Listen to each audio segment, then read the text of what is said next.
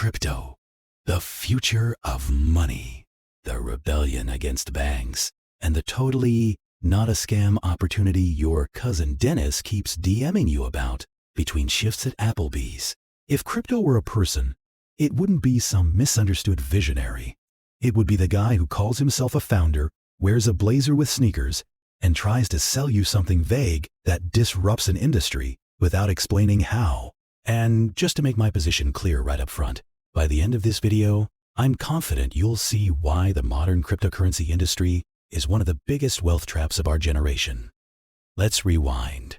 The idea of digital money didn't start with Bitcoin. Back in the 1980s, computer scientists were already experimenting with electronic cash, anonymous digital payment systems designed to work alongside real currencies. For decades, these ideas went nowhere. They existed mostly in academic papers and obscure forums, quietly ignored by the real world. Then 2009 happened. A mysterious figure using the name Satoshi Nakamoto released Bitcoin, mined the first block, and sparked a movement. For the first time, money without a government, no banks, no central authority, just code. The pitch was beautiful. A decentralized financial system, power back to the people, freedom from greedy banks and corrupt institutions. It was supposed to be a financial revolution. Fast forward to today, and the reality looks different. Let's start with Bitcoin, the cornerstone of the entire crypto ecosystem. Bitcoin is now over 15 years old, and despite the hype, it still has almost no real-world everyday use. Yes, you can technically buy things with it. A luxury watch here, a freelancer overseas there. But for normal life, groceries, rent, coffee, utilities, Bitcoin is practically absent. Out of hundreds of millions of businesses worldwide, only a tiny fraction accept Bitcoin at all. And even when they do, most of them instantly convert it into dollars the moment. That tells you everything you need to know. As a currency, Bitcoin fails at the basics. It's volatile. It's slow. Transaction fees can spike unpredictably. Fraud and irreversible mistakes are common.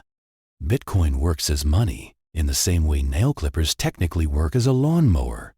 What Bitcoin actually is, in practice, isn't a currency. It's a speculative asset. Its price moves almost entirely based on supply, demand, hype, and belief. Similar to gold, except gold has been culturally valuable for thousands of years. Bitcoin hasn't even been around long enough to have a midlife crisis. So instead of replacing the financial system, crypto simply became a new playground for speculation. Which leads to the obvious question. Okay, maybe it's not great as money, but surely it's a great investment, right? Not really. Crypto markets are insanely volatile. Bitcoin alone regularly experiences swings that would be considered catastrophic in traditional markets. Compare that to the stock market, which already feels risky to most people. Crypto is multiple times more unstable.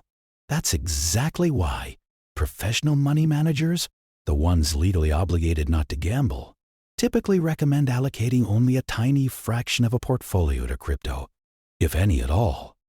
Not because they don't get it, but because the risk-adjusted returns simply aren't compelling. There's a reason legends of finance have been openly dismissive of it.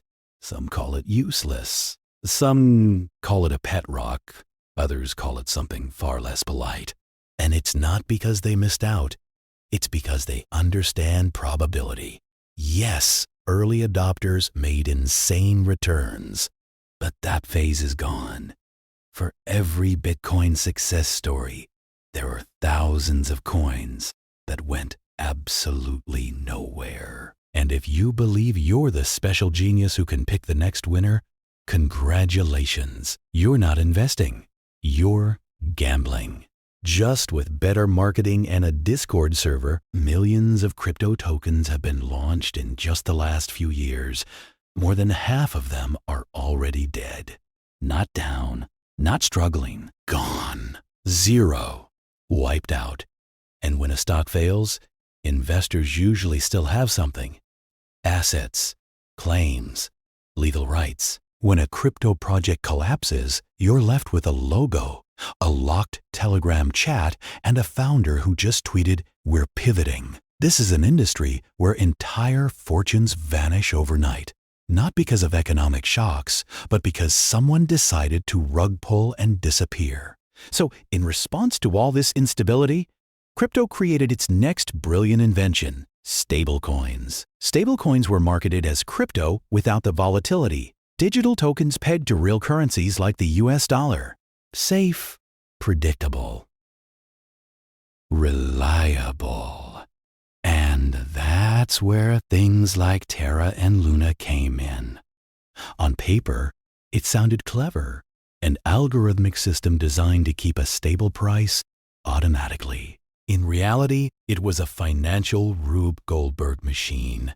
When confidence cracked, the whole thing imploded. Billions of dollars vanished in days. Ordinary people lost life savings. And what was once sold as safe crypto became a case study in modern financial collapse. Which brings us to the final illusion. Surely the exchanges, the platforms holding all this money must be trustworthy, right? Enter FTX. FTX wasn't some small sketchy website.